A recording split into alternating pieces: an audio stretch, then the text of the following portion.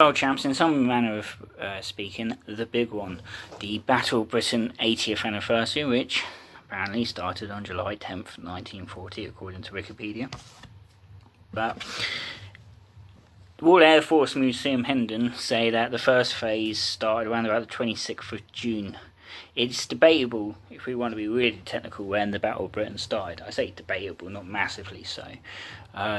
One could argue it started over the skies of Dunkirk, when the Spitfires and Hurricanes were clashing, largely the Spits and Defiance and whatnot. The first sort of proper tussle between the between Fighter Command and the Luftwaffe. There were dogfights and the like during the Battle of France, but they didn't really. It was not notable as such because they got kicked clean across France, Fighter Command, by and large, and the manner of their leaving not terribly good, of course. So, in the weeks after the fall of France, the armistice, the Germans start doing nuisance raids, Kanalkampf, and whatever else comes to mind. German comes to mind, attacking convoys up the Channel. And the focus soon will start switching to the airfields themselves. In the case of Manston, I believe it is, they're going to feel it pretty, or at least that, or Hawkinge, which was right up against the coast practically, and there had to be abandoned at some point during the Battle of Britain. I mean, the Luftwaffe could just hop over, so to speak. And you now got the Channel Islands, which play a very minute role in the Battle of Britain. But needless to say, there was a Luftwaffe field, I should say. The Germans, as I've said before, seem to be, if you read enough about it, like say any book about Operation Sea Lion, the invasion plans like his brother's book, Peter Fleming's Invasion 1940, or Operation Sea Lion, it's been published under both titles. You read other books about it. If you correlate them, like I had to for my dissertation, they didn't. There seemed to be a serious, but not serious, fear about going after England in that respect. There were those who thought they could, and there's all manner of considerations, of course. Derek Robinson, the author of the brilliant piece of cake, argues that it's the Royal Navy what won the Battle of Britain by its presence. The RAF, of course, take exception, and as much as I respect the Royal Navy, as you might expect wearing a Portsmouth shirt, the threat of it probably played a part. But then the RAF, in the shape of Fire Command, were the ones who had to do the fighting. That's not to say the Royal Navy wasn't doing anything during the Battle of Britain. If you read James Holland's book, which came out almost 10 years ago, I think now, everyone had a say in the Battle of Britain, even the army probably, because they would have to do the fighting if the RAF had broken, and Germany did land troops ashore. So the idea is, of course, that Germany's going to go after the airfields and drive Fighter Command either well away from the coast, as they very nearly did. There was talk of moving many of the squadrons, if not all, north of the Thames, and by the time the Blitz started on September the 7th, Fighter Command was in a perilous condition. No Fighter Command had the edge over the Luftwaffe, in the sense that, say, a chap could be shot down in the morning and could be back up in an aircraft in the afternoon, and the Luftwaffe, if they crashed over England, well, that pilot's not coming back to fly, so they're losing pilots. Also, aircraft that are lost. If a British aircraft is lost, is shot down, is damaged, whatever, they can repair it in the means that the Luftwaffe couldn't necessarily. I mean, I think I read somewhere that one Spitfire once was practically written off, and in the course of a day, it was put together using parts from about 6 other Spitfires that had been written off. So, a wing from one aircraft, a wing from another, and whatever. It's incredible, though, if you ever read about the Battle of Britain, just how aircraft production was. James Holland reckons that we have Neville Chamberlain to thank for that, because when he was Prime Minister, 38, 39, he signed off on orders to sort of start increasing production on Spitfires and Hurricanes, which once they got going and knocked on, by the time Beaverbrook took over, and that's something else that's interesting, it was a newspaper magnet more than anything, there was this surplus of aircraft that might not have been there if Chamberlain had said, well, no, war isn't coming. So Chamberlain's not, it gets a bad rap, but history is about revising opinions sometimes, or facts anyway. So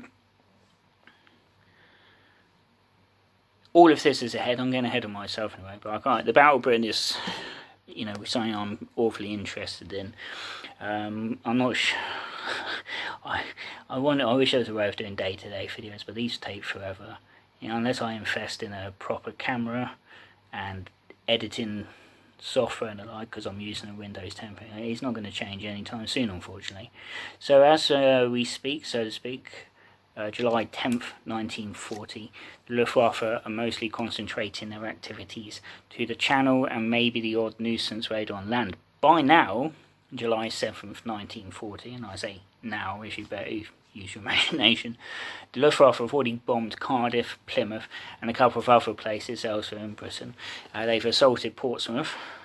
Their target was the docks, but they bombed a brewery. And my dear late Nan, who passed away in 2017 at the age of 88, was once telling us about growing up in Gosport, which is across the water from Portsmouth. I mean, I get a bit muddled with my Nan's history, because apparently she was from Darlington, and yet I support Portsmouth mostly on the basis of the fact that I spent many of my childhood holidays in Portsmouth, and the only reason I spent most of my childhood holidays in Portsmouth and still like to go down there for a year is because Dad would go down as a child with his family, and because part of Nanny's side of the family came from Portsmouth. And then she said Gosport, and I thought to myself,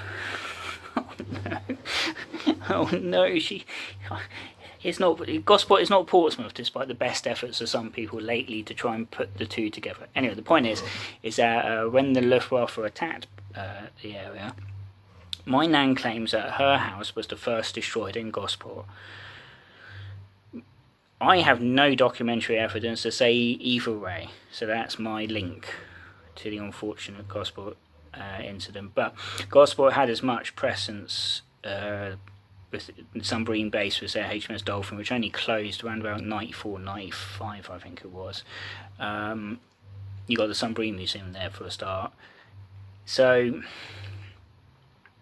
Hitler at this point is still probably of the opinion that Britain's not really got its heart in it, as much as Churchill was a cigar drinking, alcohol swilling inebriate.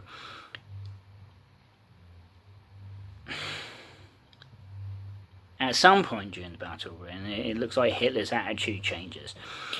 Probably very firmly when the Luftwaffe accidentally bombed London. The bombers thought they were over Kent or over the Channel or something, and jettisoned their bombs, having not found their original target, and Churchill had Bomber Command go after Berlin. It was a propaganda victory more than anything. I believe only a couple of the original set of aircraft found Berlin, the others got lost or had to turn back. Bomber Command really didn't hit its stride probably until 1942, and certainly in 1943 because of the Dams raid. So before I go, so to speak, as I said, the Battle of Britain is my pet thing. So I would recommend, if you have the chance, the excellent piece of cake, which is fiction, but it's very accurate, in my personal opinion, from what I've read about the Battle of Britain. It starts in September 39, goes through to September 40, it follows a Hurricane Squadron, and it's incredible how characters change, and sadly some of them of course go, but it's a brilliant book, in my humblest opinion. And then the book I knackered at university because of my dissertation, Fighter Boys by Patrick Bishop. This was the book that told me of 452 aircraft sent to France from Fighter Command, only 60 odd returned home. And I went to meet Patrick Bishop at the 70th anniversary event at RAF Hendon, the museum, and he had a pile of these, and they were crisp, and I said, if you don't mind, You know, I said, I have to thank you, this book helped me out tremendously for my dissertation. And he looked at me and goes, my God, what have you done to it? And I said, well, look, I was constantly flipping. And you can't read it probably, but to Matthew, all good wishes. Recommended. And just a show. Well, I'm a big fan of the film Barrel Burn itself, and so originally I'd found this book, which is about the making of it, but it's also got a little bit of factual stuff. And I've got a book that some chap self-published about the making of the film. I forget who the author is now, but he had a picture of memorabilia. And when I was in Oxford and in London, respectively, this is part of a broader range of books brought out to tie in. So you got a couple. You got the famous Last Enemy by Richard Hillary, a fiction book by Elston Trevor who wrote Flight of the Phoenix, and then you got Eagle Day and other books. So it's always worth having a look if you can, chaps. So thanks for this, and I'll see you hopefully for the others as they come.